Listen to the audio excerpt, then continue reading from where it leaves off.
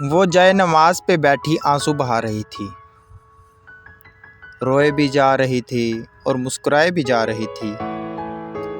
اس کے ذہن میں وہ ایک پل چل رہا تھا جو اس نے آزمائش میں گزارا تھا، جس آزمائش نے اسے ذہنی اذیت کی انتہا پر پہنچا دیا تھا۔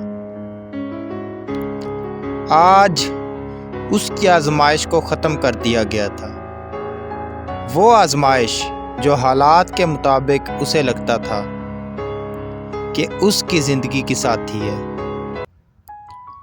اور اس نے اپنے اللہ کی رضا میں راضی رہتے ہوئے اس آزمائش کو پوری زندگی کے لیے دل سے قبول کر لیا تھا۔ لیکن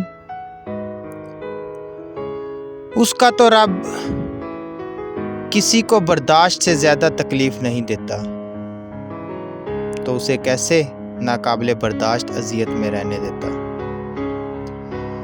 وہ حالات پہ قدرت رکھنے والا،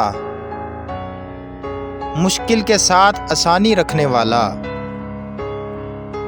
اندھیرے کو اجالے میں بدلنے والا، کیسے بھلا کیسے اس کی آزمائش کو آسائش میں نہ بدلتا؟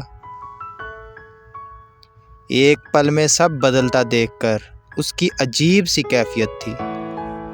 اس کے چہرے پر حیرت تھی، پھر بے یقینی بھی تھی، پھر یقین بھی تھا، اس کے بعد آنسو اور ساتھ ساتھ مسکراہٹ، سب ایک لمحے میں آیا تھا، اور اب خوشی بھی تھی جو اس کی آنکھوں سے جھلک رہی تھی۔ سکون تھا کہ اس کے دل میں اترتا جا رہا تھا، اور مسکراہٹ تھی کہ اس کی روح تک مسکرا رہی تھی۔ اس عرصے میں وہ بس آسمان کی طرف روتے ہوئے دیکھ کر رب سے باتیں ہی کیا کرتی تھی۔ ہاں، وہ آزمائش پر راضی تھی، لیکن آنسوؤں پر اس کا اختیار نہیں تھا۔ صرف اذیت میں ہی کیوں آنسو لے کر آسمان کی جانب دیکھا جائے؟ اذیت کو راحت میں بدلنے والے کو بھی تو راحت میں بھی مسکرا کر دیکھنا چاہیے نا۔ پھر کیوں صرف غم میں ہی کیوں اس کی طرف رجوع کیا جائے؟ خوشی میں بھی تو سب سے پہلے اسے یاد کرنا چاہیے نا۔ اور